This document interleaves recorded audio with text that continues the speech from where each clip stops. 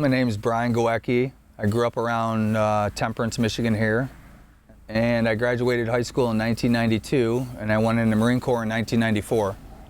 And I got out in 1998.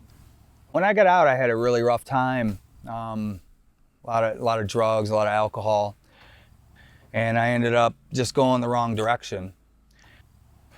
I would just get angry at just any little thing. I mean, that could be anything, you know, and it got to a point in road rage, and it just got really dangerous. And when I came here, everybody's so welcoming. They've been where I've been.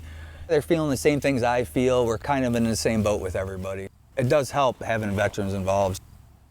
What it's done for me, it seems like it's making me be able to talk to people easier in a calm way more. I don't get angry as much. My name is Jamie Paxton, and I am the Director of Little Blessings Veteran Community Outreach. We are housed out of Duke Petting Farm in Temperance, Michigan. I served 25 years in the Air Force. I was stationed at the 1/8th Fighter Wing here in Toledo, Ohio. I've deployed all over the world, and I do have one deployment to Iraq.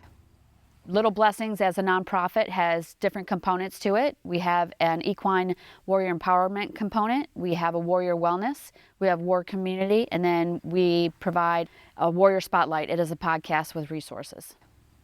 Our program as a whole in this farm offers veterans a safe place to be. They want to be in an environment where they're not being judged.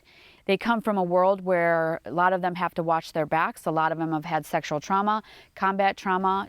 Veterans, the ones that we've been in contact with here, do not engage well in the civilian sector because they feel like the civilians don't understand them, which is partially true, and we don't understand them.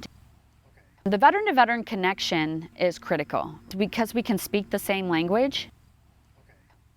With our equine empowerment program, we are EGALA certified, and that is a globally known certification in the equine world.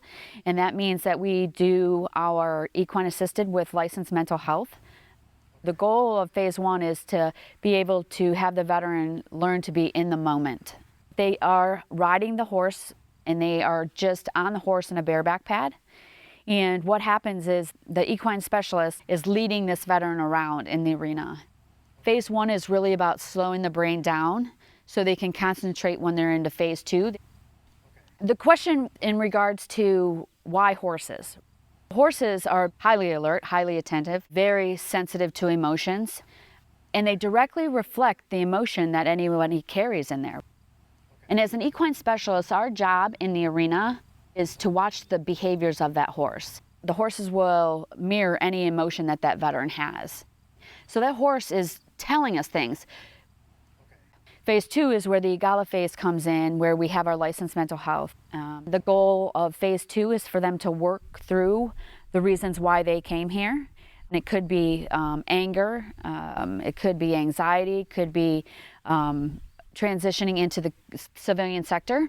There's one of many exercises that we can do, but one is we would ask the veteran to build or create their alleyway of what anxiety looks like. What is creating their anxiety? They can use things like cones, hula hoops, jumps, barrels, anything that's in the arena they can use to build that. And then as they build that, they describe what makes up this space, what makes up their fears, what makes up their anxiety. And then the goal for them is to be able to get that horse through these fears and anxieties. The horses will mirror any emotion that that veteran has. And as the weeks progress, that veteran realizes that they are that horse. It's pretty profound when they realize that because they're able to see what they look like in those angered stages or with that high anxiety. So when they're able to take this horse through this journey, they're really realizing how this happens, and they're not alone, and they do have their own answers. It's not us giving them answers. They are coming up with their own solutions, how to get around that barrier, how to get over that hurdle. It's pretty powerful. Phase 3 is an EMDR component. It's an eye movement desensitization reprocessing. It is an eye-based trauma therapy. It is known within the VA world and is recognized in the VA world. Phase 4 is about pressure. We have a lot of pressure when we go into civilian employment. 65% of veterans either quit or get fired within their first 2 years of employment. Sometimes the veterans isolate, and so they will remain in their room, and because they think that is a better place to be than to burden their family or burden their friends. So it's a lot of pressure they deal with, either approaching people or people approaching them. Phase 4 is where they learn that pressure, to deal with the pressure of people and allow people to come to them. So in phase 4, we put them and a horse in a round pen, and we teach them how to move that horse without physically touching them. And so the more pressure you apply to them, the faster the horse moves and more assertive the horse is as they're experiencing the elevated heart rate and that emotion all at the same time. And so they're seeing it unfold, what that pressure looks like. In phase 5, it is a give back phase. Then they have to give us back community service. They have to give Little Blessings 5 hours, and then they have to submerge themselves within the community. So we already established these relationships.